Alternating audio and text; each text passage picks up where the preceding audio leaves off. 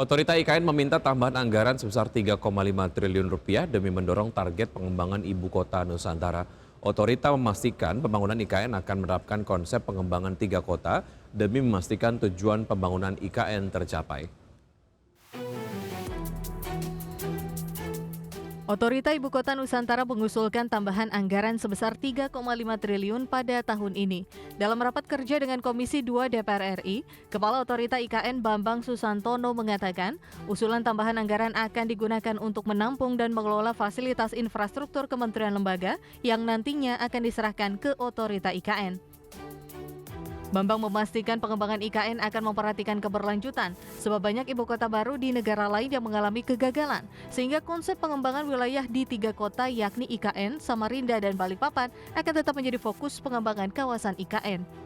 Menggiring kita semua untuk melihat bahwa Nusantara ini pada akhirnya tidak bisa berdiri sendiri, Ibu sekalian, sehingga ada yang konsep yang disebut pengembangan regional tiga kota atau Three Cities, yaitu Nusantara, Balikpapan, dan Samarinda sebagai satu pusat pengembangan regional yang akan saling mendukung dan didukung juga oleh dua kabupaten yang berada di antara ketiga kota tersebut.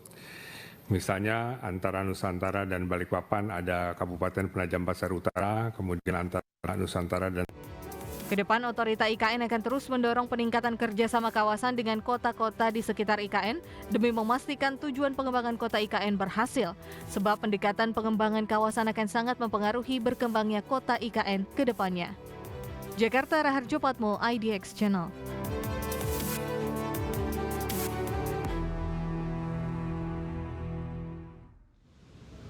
Oke, dengan adanya penambahan ini juga memang disampaikan ada beberapa hal yang dibutuhkan oleh IKN untuk kemudian mendukung perkembangan ataupun pembangunan dari IKN Nusantara sendiri gitu ya. Tapi yang paling penting adalah bagaimana memastikan bahwa proyek dengan berbudget besar ini dapat dilaksanakan secara baik dan juga DPR memastikan begitu ya fungsi pengawasannya terkait dengan proyek ini agar semua berjalan dengan transparan lah. Oke, dan juga mungkin tidak memberatkan anggaran begitu ya, karena Ya. bisa merembet kemana-mana nanti. Betul. Baik, dan pemirsa kami cukupkan informasi di segmen awal ini, kami kembali usai jeda pariwara berikut.